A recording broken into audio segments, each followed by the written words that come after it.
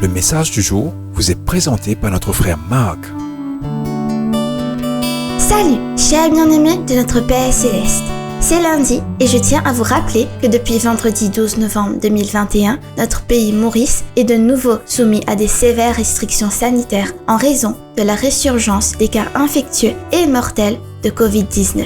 Et je crois qu'en des moments comme celui-ci, que la foi et la prière sont indispensables et que seuls les croyants à un Dieu vivant et aimant peuvent intercéder pour que le ciel envoie la guérison, sécurité, protection et assurance contre ce virus mortel. Et apporte aussi la paix et réconfort pour ceux qui ont souffert et souffrent de la perte de leurs proches. Bien-aimés, en janvier 2021, nous avons étudié le livre de Joël et je pense qu'il est approprié pour nous de considérer la situation d'Israël à ce moment-là et de la relier à notre situation actuelle. J'ai noté quelques similitudes. La parole de Dieu est destinée à toutes les générations et à tout moment et les recommandations de Joël venant de Dieu sont aussi vraies aujourd'hui. Considérons d'abord les faits. L'événement utilisé par Joël était une terrible invasion de criquets pèlerins qui dévastaient les récoltes d'Israël, créant un désastre agricole de proportions majeures. Aujourd'hui, nous semblons vivre dans une ère de catastrophe mondiale suite à la pandémie du virus Covid-19 depuis 2020. Et cela a continué de paralyser le monde entier, menaçant la vie de millions de personnes.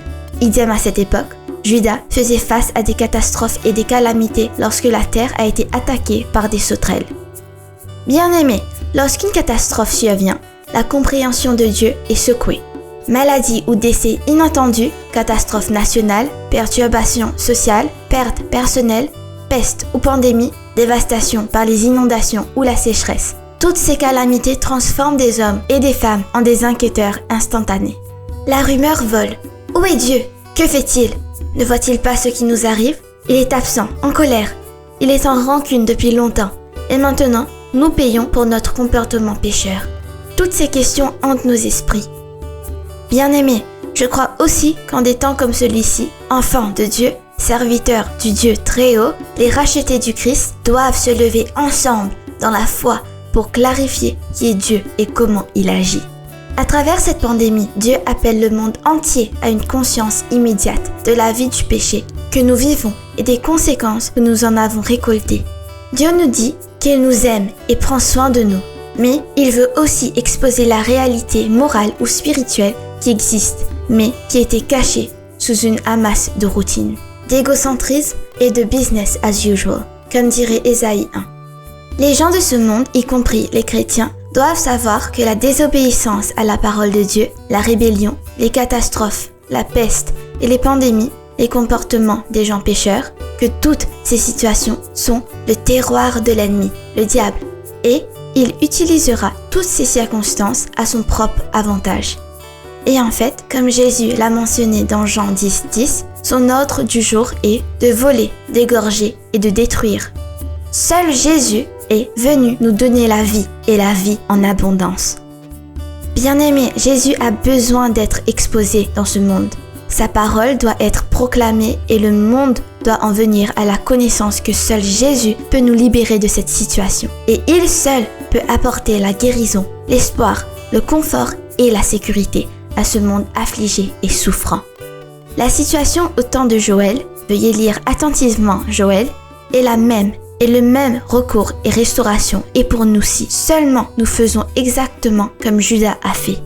N'oubliez pas la promesse du Saint-Esprit, plus tard dans Joël qui est destiné à notre génération. Oui, nous avons tous besoin du Saint-Esprit dans notre vie pour nous permettre de vivre agréablement devant Dieu. Bien-aimés, l'appel reste le même. Viens à moi, je te donnerai du repos. Dans Matthieu 11:28. Mes bras sont grands ouverts pour toi. Dans Luc 15:20. Et je te remplacerai ces années de trouble. Dans Joël 2:25. Par conséquent, nous devons venir nous repentir et reconnaître Jésus comme notre Seigneur et Sauveur. Dans Romains 10:10. Et le Seigneur agira selon sa promesse. Que Dieu vous bénisse tous mes chers. Profitez de votre journée en lui. Soyez en sécurité et en sécurité entre ses mains. À demain pour notre message sur la foi. Au revoir.